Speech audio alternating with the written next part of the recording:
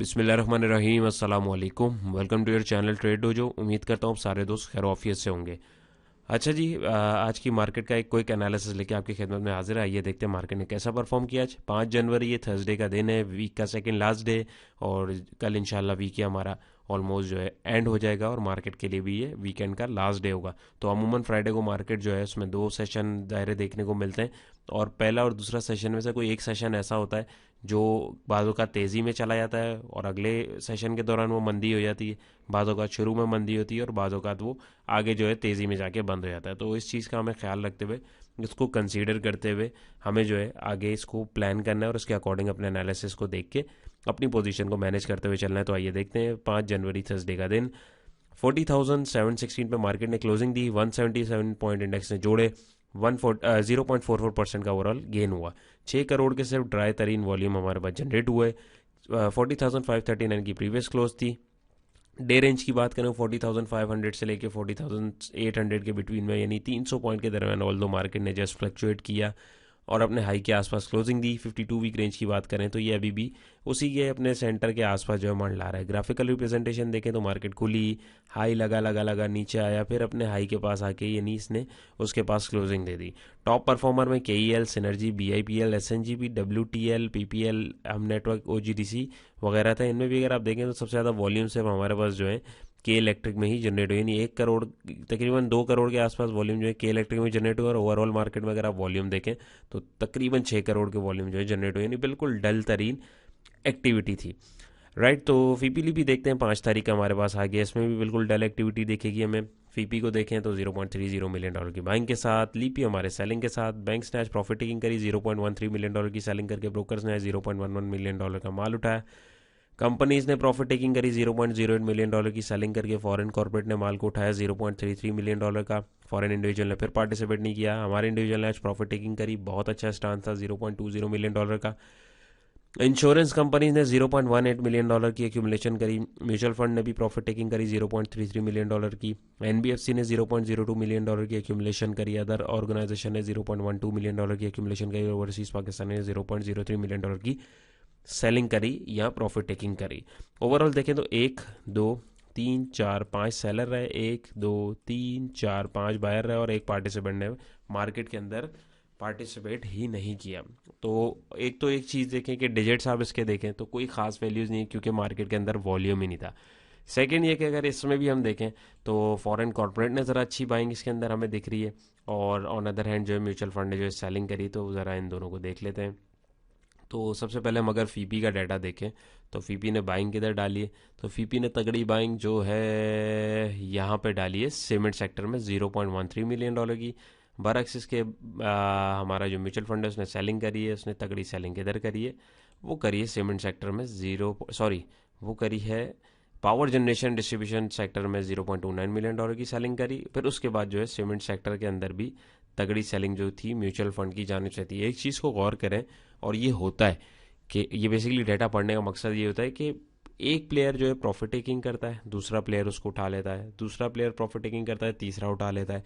हमें बेसिकली इसके बीच में से अपना प्रॉफिट निकालना होता है। इंडिविजुअल्स का सिर्फ ये काम होता है। ऑल दो ये लोग भी आपस में ही एक दूसरे से ट्रेड कर रहे होते हैं, इनको भी नहीं पता होता है कि इवेंचुअली कि किसके पास क्या कितना है। ये सारा डाटा जैसे हम और आप पढ़ रहे होते हैं उसके बेहाफ पे फिर चार्ट के लेवल्स को देख के ये भी ट्रेड कर रहे होते हैं, क्योंकि इनके इंस्टीट्यूशंस में भी जो है जो इनके पास जो फंडिंग होती है, जो जाहिर है म्यूचुअल फंड हो गया या आपकी इंश्योरेंस कंपनीज हो गई, उसमें पैसा किसका है, हमारा और आपका ही होता है जिन्होंने इंश्योरेंस कराई होती है, जो म्यूचुअल फंड के अंदर इन्वेस्ट करते हैं। तो ये इन्होंने अपने ट्रेडर्स रखे होते हैं, तो इनके जो ट्रेडर्स होते हैं जाहिर है फिर वो बिग मनी होता है, तो वो फिर उसके हिसाब से उनकी जो भी सेटिंग होती है ये अपने हिसाब से फिर उसके लेवल्स देखते हैं और फिर इनके ट्रेडर्स जो है मार्केट के अंदर ट्रेड करते हैं। और वो भी टेक्निकल एनालिसिस में जो चीज़ें होती हैं जो हम और आप देख रहे हैं इन्हीं को मद्देनज़र रखते हुए करते हैं, तभी ये डाटा जो है हमारे और आपके सामने रोज़ दिख रहा होता है।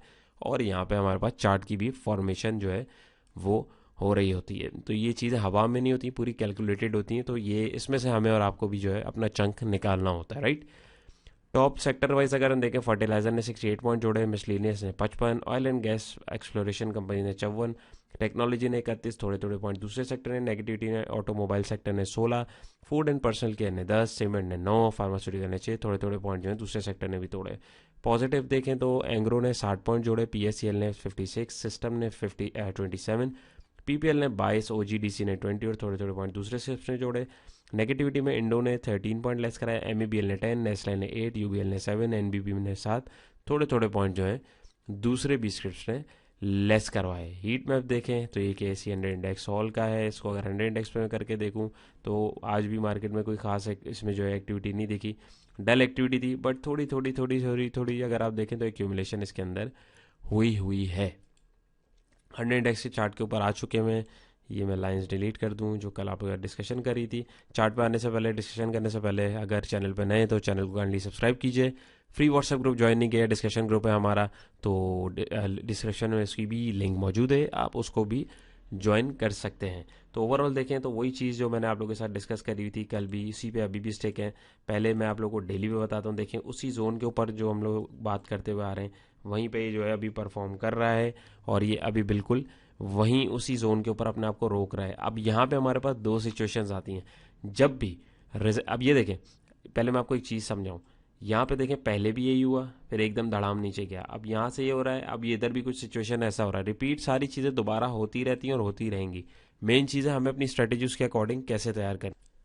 उसके अकॉर्डिंग अगर हम लोग देखें यहाँ पे तो ये अभी दोबारा से यहाँ पे अब ये साइडवेज में चला गया हुआ है। ट्रेंड के बाद अगर आप देखें तो अब ये साइडवेज में चला गया, तो साइडवेज में दो ही पॉसिबिलिटीज होती हैं, या ऊपर निकलेगा या नीचे निकलेगा डेफिनेटली। तो जैसे मैंने आपको बताया कि सपोर्ट लेवल वही हमारे पास अभी भी वैलिड है, 40, 400 और 500 का जोन जो हम लोग डिस्कस करते हुए आ रहे हैं।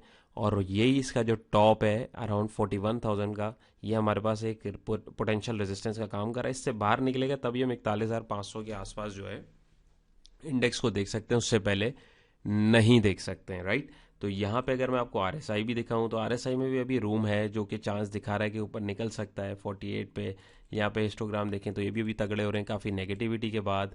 और अगर हम यहाँ पे हमारे मूविंग एवरेजेस को भी खोलें तो यहाँ पे देखें 50 का मूविंग एवरेज अभी डिस्टेंस है उसका भी ना, तो यहाँ तक जो है एटलीस्ट अगर ये निकलता है तो 41,200 के आसपास तक ये ज़रूर जा सकता है। बट हमारा जो टारगेट होगा वो होगा 41,500 का लेवल, जो हमारे पास एक रेजिस्टेंस का काम कर रहा है। ज़रूरी नहीं है कि इन्हीं एरियाज़ पे जाए, देखें ये एरियाज से स्पेसिफाई किए जाते हैं, बिल्कुल डिट्टो रेट टू रेट चीज़ कभी भी किसी का भी कोई भी जितना भी एक्सपर्ट हो नहीं उठा सकता है। तुक्का लग सकता है लेकिन हर दफ़ा ये नहीं हो सकता, इसीलिए जोन्स बनते हैं, क्योंकि एक्यूरेसी बिल्कुल नहीं पता होती। ये जस्ट हम अपनी वर्किंग के लिए इन चीज़ों को मार्क करते हैं ताकि एक आइडिया हो जाए।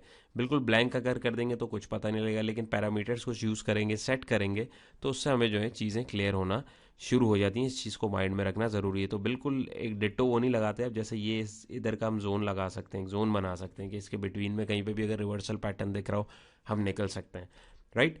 तो यहाँ पे ये चीज़ हो गई।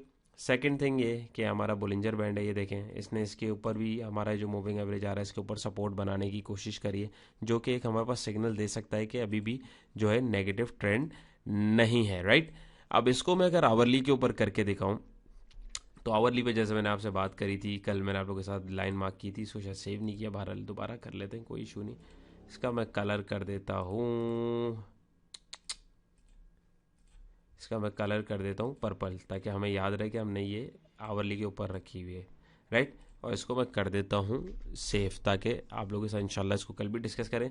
तो यहाँ पे अगर हम देखें तो ये ब्रेकआउट देने वाला है, आवरली के ऊपर ये ट्रेंड देखें ब्रेकआउट देने वाला है। अब यहाँ पे अगर ये ब्रेकआउट देता है तब तो ये यहाँ तक इसको अचीव कर लेगा 41 तक, एल्स ये हो सकता है यहाँ से रेजिस्ट करके दोबारा यहाँ पे आ जाए और साइडवेज में आके फिर ऊपर बाउंस दे या नीचे दे। तो अब ये कंसोलिडेशन चल रही है, बुल पैटर्न चल रहा है, उसके बाद अब ये एक डाउन ट्रेंड का एक छोटा सा इसका स्पेल चल रहा है, जो एक कंटिन्यूशन पैटर्न भी हो सकता है हमारे पास, जो डिसेंडिंग ट्राइंगल का पैटर्न जो हमारे पास केसी 100 इंडेक्स में बन रहा था, बहुत पॉसिबिलिटी है। बट अभी ये पॉसिबिलिटीज़ है। चार्ट पैटर्न्स हमेशा चार्ट पे आने दिया करें, दिमाग में नहीं बनाया करें, क्योंकि अब यहाँ पे बना होता लोग एंट्रियाँ ले लेते हैं कि यार ये बाहर निकलेगा, ऐसा नहीं होता, बाजों का नीचे भी निकल जाता है, बाहर निकलेगा तो ले लेंगे, कोई जल्दी थोड़ी है।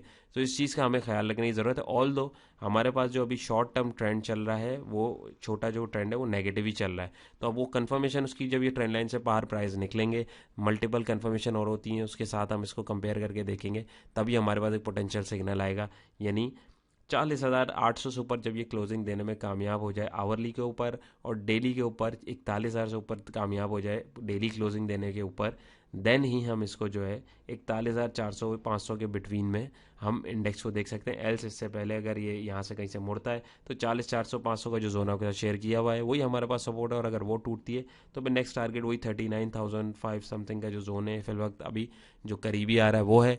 बाकी टारगेट जो है आपके साथ हम लोग डिस्कस कर लेंगे। आरएसआई को देखें तो 54 पे है, तो यहाँ पे देखें नेगेटिविटी थोड़ी कम हो रही है, ऑल दो ओवरबॉट पे सारी चीज़ें चल रही हैं शॉर्ट फ्रेम के ऊपर, बट फिर भी लेट्स सी क्या होता है कल की मार्केट में। हो सकता है थोड़ा सा ऊपर करके प्रॉफिट टेकिंग कराएं और दोबारा नीचे ले आएँ, तो इस चीज़ में आपको अलर्ट रहना है। बट यहाँ पर अगर टेक्निकली आप देखें तो कैंडल अच्छी बन रही है विद हाई वॉल्यूम ब्रेकआउट हो रहा है, और पॉसिबिलिटी है कि ये ऊपर भी जा सकता है। तो ये सारी चीज़ें अपना एंट्री और एग्जिट को जो है इसके अकॉर्डिंग प्लान कीजिए, वर्किंग कीजिए, हवाई काम मत कीजिए, जो चार्ट दिखा रहा है उसके अकॉर्डिंग देख के करें तो इंशाल्लाह लॉन्ग रन में आपको फ़ायदा होगा। तो उम्मीद है आज की कोशिश पसंद आई होगी, पसंद आई ये वीडियो को लाइक कीजिएगा, और टेक्निकल एनालिसिस का जो हमारा बैच नंबर 3 था उसकी रजिस्ट्रेशन जो है हमारी वो 31 को क्लोज हो गई थी, लेकिन कुछ दोस्तों की जो है पेमेंट्स कुछ वजूहत की वजह से नहीं आ सकी थी, रिजर्व की हुई थी सीट्स उन्होंने, तो वो भी ऑल दो ऑलमोस्ट जो है हमारे पास जो है क्लियर हो चुकी हैं। क्लासेस इंशाल्लाह सैटरडे से स्टार्ट है। नेक्स्ट बैच के लिए जो जो दोस्त पूछ रहे हैं तो वो भी इंशाल्लाह आप लोगों को जो है इधर ही मैं अनाउंस करूंगा। फिल वक्त अभी नेक्स्ट बैच नहीं है, अभी इस बैच से हम लोग इंशाल्लाह कंप्लीट हो जाए, फिर नेक्स्ट बैच जब भी होगा तो उसको भी आपके साथ जो है ज़रूर शेयर किया जाएगा। अपना बहुत सारा ख्याल रखिएगा, दुआओं में याद रखिएगा। इंशाल्लाह नई वीडियो मुलाकात होगी। अल्लाह हाफिज़।